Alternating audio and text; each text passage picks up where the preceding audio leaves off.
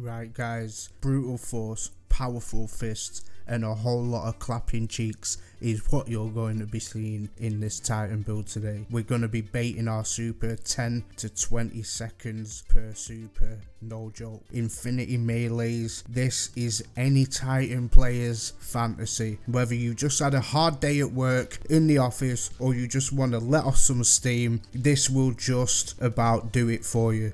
Load up Destiny, throw on the insurmountable skull fort, hold your melee button, sit back and remember the rules of becoming a Titan. Rule number 1, if they load up your sandwich without pastrami and cheese, let them have it. Rule number 2, who needs guns when we have fists like these? And rule number 3, the most important one of all, is no fucks are to be given at any moment. These are the 3 main rules on how to Titan, my friends. What's going on? I'm creamslice, welcome back to the channel. So Arc is going to be for supper today guys, and we are creating infinity melees.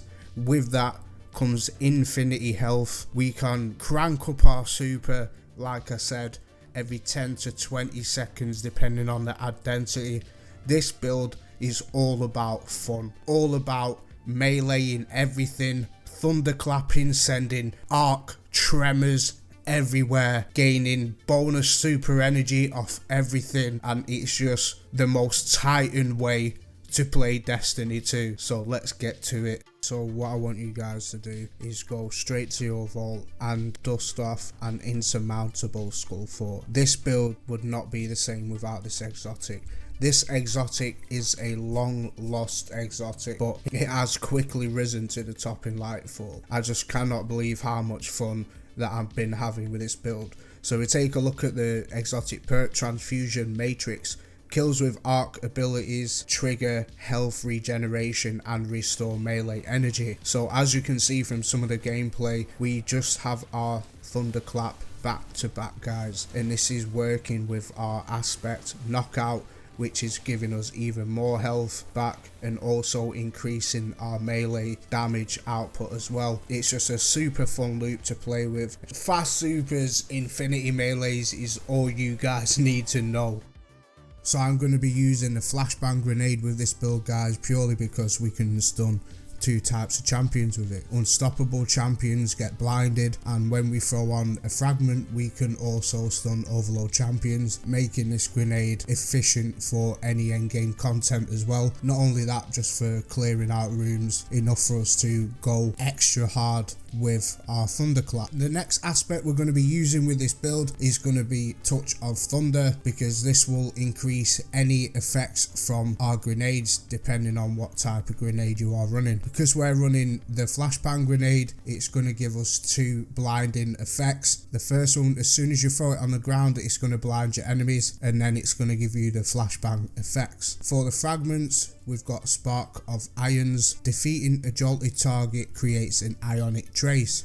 This is going to feed back into all of our ability loops, including our thunderclap and grenades. We are then using Spark of Shock, our arc grenades jolt targets. So with the jolt effect now stunning overload champions as well as unstoppables. Then for our resistance, we are using Spark of Resistance, which will give us a 25% damage resist while we are surrounded by 3 or more enemies. And then the last slot is totally going to be your preference, flex slot. I chose to run with Spark of Instinct. It just feeds into the whole gameplay style that we are using. Obviously it's an infinity melee build, so while we are critically wounded, taking damage emits a burst of damaging arc energy that jolts targets. So with it being just a thunderclap build, it makes sense to kind of throw this on, but feel free to throw on any other fragments that you want.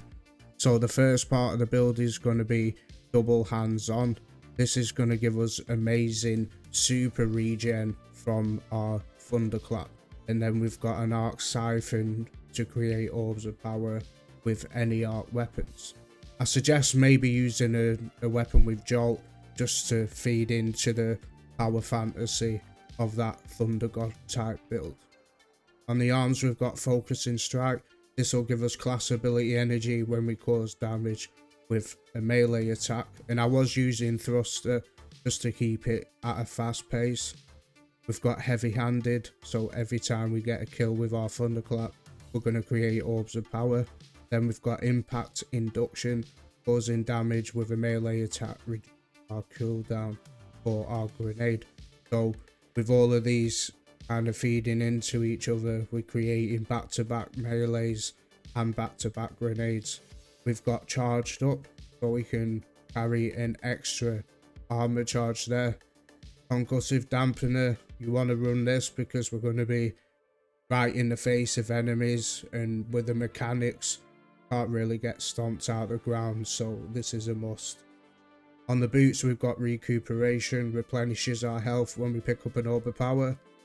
Invigoration, this will reduce our melee cooldown every time we pick up an orb of power.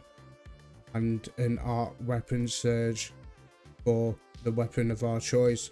If you want to, you can always throw another arc surge on there, or any other element type depending on the weapon that you're running. On the Titan bond, we've got outreach, reduces our melee cooldown when we use our thruster, and also it'll reduce our grenade cooldown when we do a thruster. And if there's ever them times where we're without our thunderclap, have 3 stacks of armor charge and do a finisher. I'll just quickly go over some weapons and stuff that I found really nice that complements the power fantasy of thundergod. So we'll start from the exotic. I was using the Vargas curve. This just makes it even more fun, especially with a high health target, being able to throw stasis crystals down, freeze them, line them up for that thunderclap. It's so satisfying. And another great option is the path of least resistance with Vault Shot. This plays on it really nice for chain of lightning and jolt everything. So they are my 2 preferred weapons for this specific loadout. Everything else is going to be totally up to you. We're rocking over 100 resilience as we're a Titan, or reduce our thruster cooldown. Then it's up to you what you spec into next. But you don't really necessarily have to have your strength all the way up, as with the knockout aspect and the skull fort working together, you're never not going to be without your melee. So yeah guys, that's a build. I hope you found this helpful. There will be a dim link below. Thank you for watching. Thank you for your continued support.